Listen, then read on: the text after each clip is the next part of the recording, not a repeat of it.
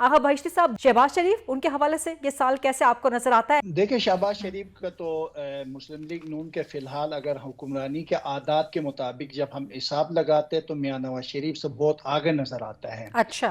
अच्छा। अगर मुस्लिम नून के नवाज शरीफ समेत मरियम और तमाम उनके आला जो कायदीन हैं या सीनियर रहनुमा हैं, उनके जब जायचे देखते हैं तो सबसे मजबूत, सबसे पायदार, सबसे अच्छा जो सितारा है इस वक्त जो है वो, या हुक्मरानी के भी सितारे के नून का, वो मजबूत शहबाज शरीफ का नजर आता है। बेहतरीन सितारे में यानी शहबाज शरीफ का अपनी पार्टी के अंदर। जहाँ तक बात है शहबाज शरीफ साहब की, तो शहबाज शरीफ साहब का जायचा बिलावल से ज़्यादा स्ट्रॉन्ग है कि अगर नून लीग की मेजॉरिटी होती है तो बिल्कुल उनको चांस मिलेगा। गरीदा जी, इस फैमिली में अगर मुझे किसी के सितारे भी जब जब पीडीएम का जोर था, जिसको मैं होम्योपैथिक पीडीएम का नाम दिया करती थी, मैं तब भी कहती थी शहबाज शरीफ साहब का सितारा सॉलिड है। और आज भी उनके ऊपर तो सितारे की मेहरबानी पॉलिटिकल सितारे की अभी भी चल रही है। और वो उस फैमिली में सबसे ज्यादा सॉलिड उनका सितारा है। मरियम की अगर बात की जाए तो मरियम के लिए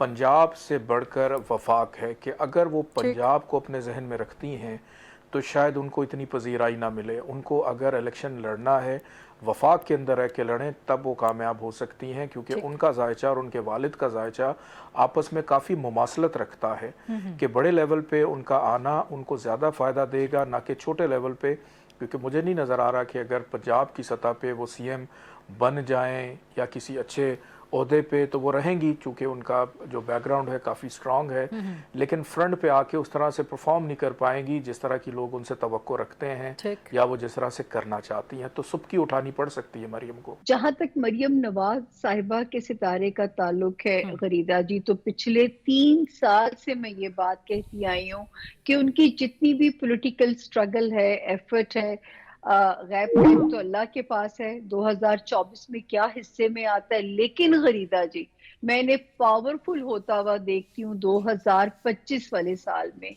जहां तक हमजा शहबाज साहब है, अभी तो ठंडी पॉलिटिक्स कर रहे हैं, लेकिन अपने फादर की लेगेसी को वही लेके आगे चलेंगे। बिलावल भुट्टो सरदारी, बिलावल भुट्टो भी वज़ीर आज़म बनने के ख्वाहां हैं और वज़ीर आज़म बनने के हवाले से वो अपना वजन डाल रहे हैं।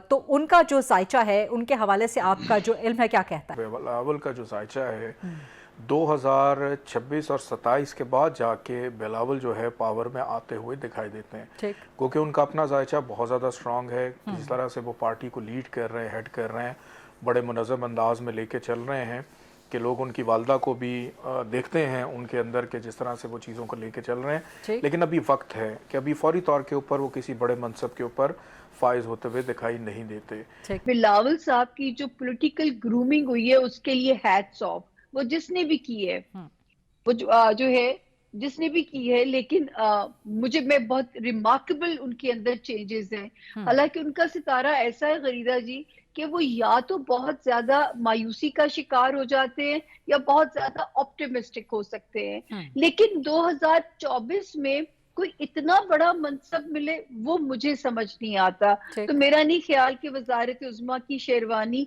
हाँ, 1 जून 2024 से शुरू होने वाले टाइम में बिलावल साहब शादी की शेरवानी की अनाउंसमेंट हो सकती है, लेकिन इसकी नहीं हो सकती जो वजीर आजम की। बिलावल के जो सितारे हैं वो इस वक्त बहुत ही कमजोर है, असेंबली में पहुंचते हुए नजर आ रहा है, और बाकी वजीर आजम बनते हो या ऐसे कुछ मुझे फिलहाल बिल्कुल नजर नहीं आ रहे।